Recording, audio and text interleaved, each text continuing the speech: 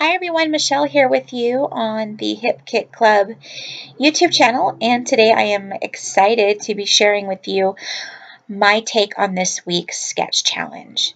So the sketch this week is a 12 by 12 in size. It calls for 2 photos.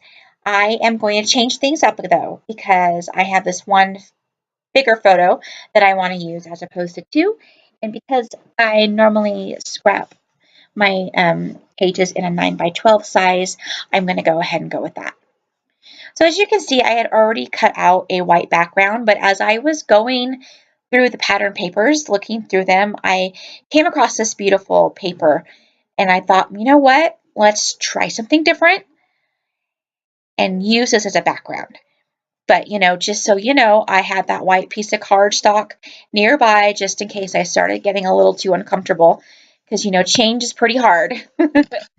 So just as the sketch suggests, I am planning on keeping everything, the bulk of the layout on the left. So everything's going to go on the left, and I'm going to have the embellishments cascading down the side, just like the sketch.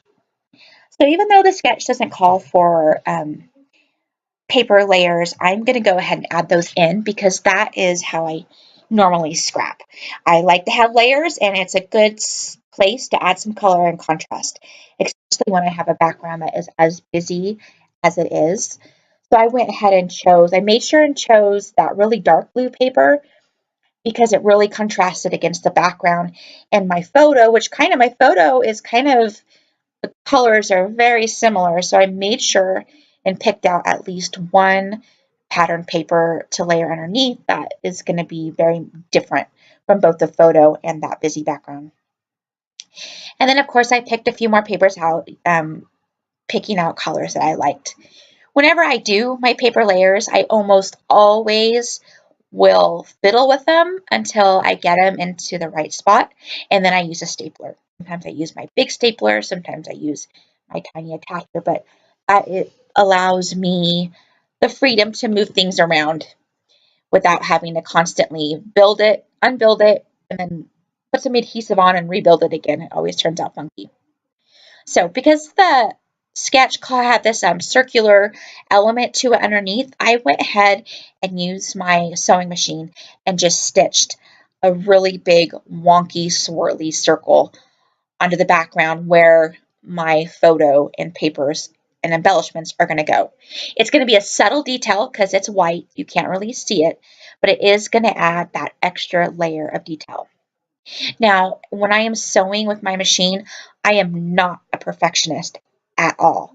In fact, I kind of embrace the wonkiness of all my sewing and I just go with it. And it ends up turning out how I like it. Maybe I like the semi-messy, unfinished look, but whatever it is, it works with me and I don't stress out about it too much.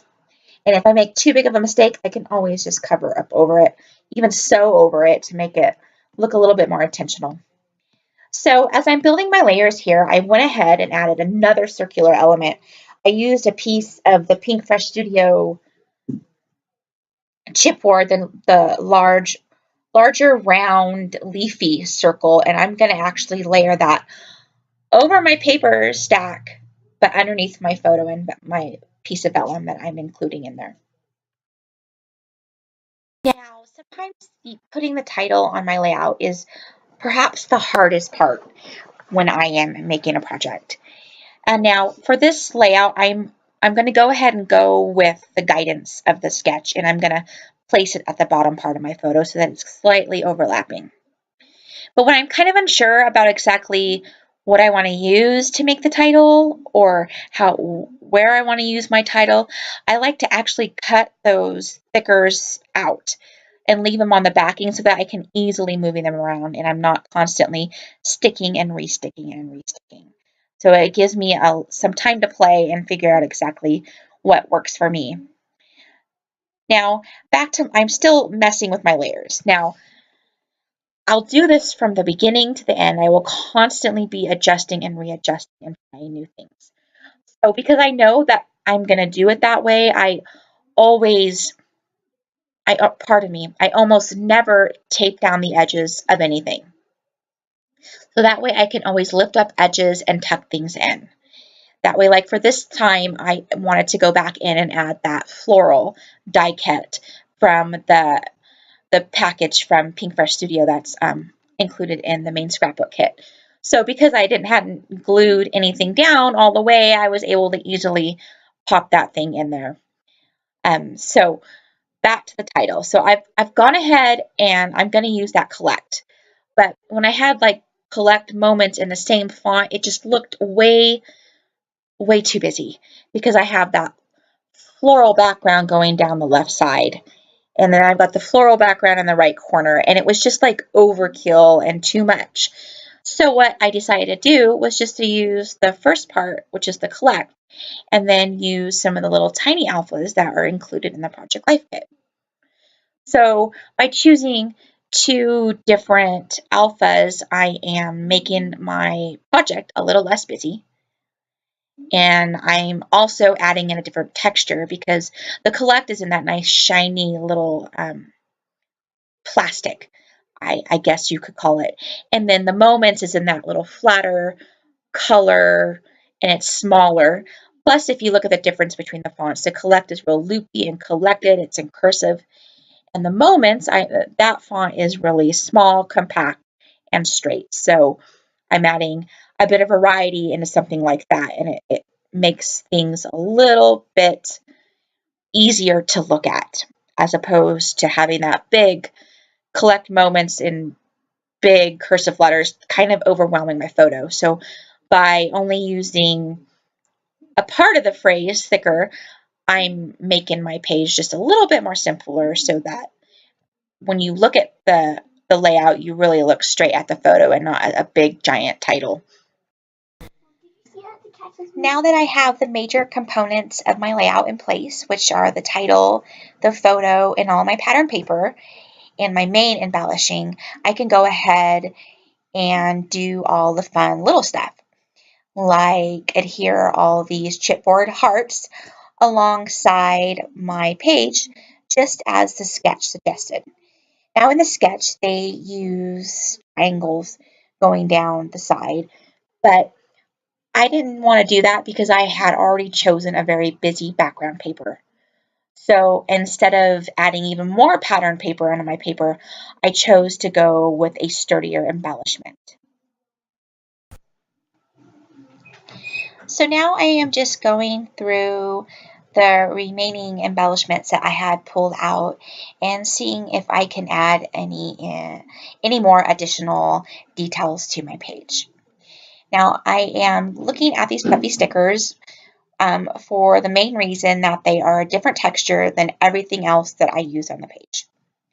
I had used lots of chipboard and lots of pattern paper, but they were all very similar, and I wanted to try and include something different.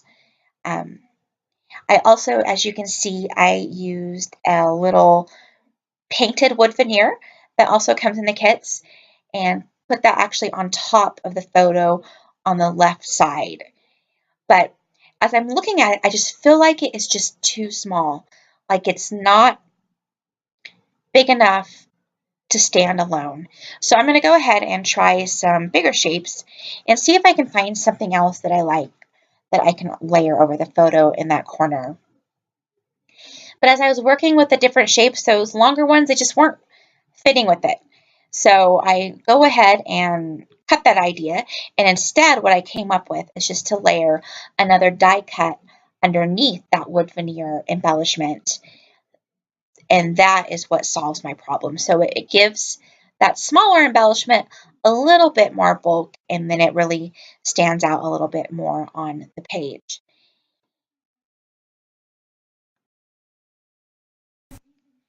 So as I finish making these last final adjustments to my layout, I want to thank you guys all for stopping by and giving my video a whirl.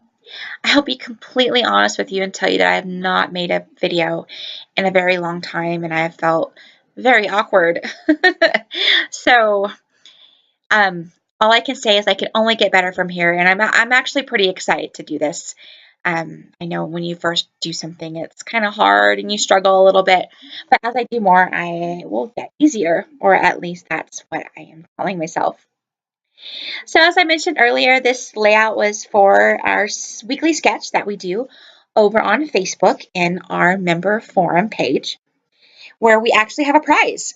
So if you want to play along and want to participate, head on over there and create something, base it off the sketch and post it.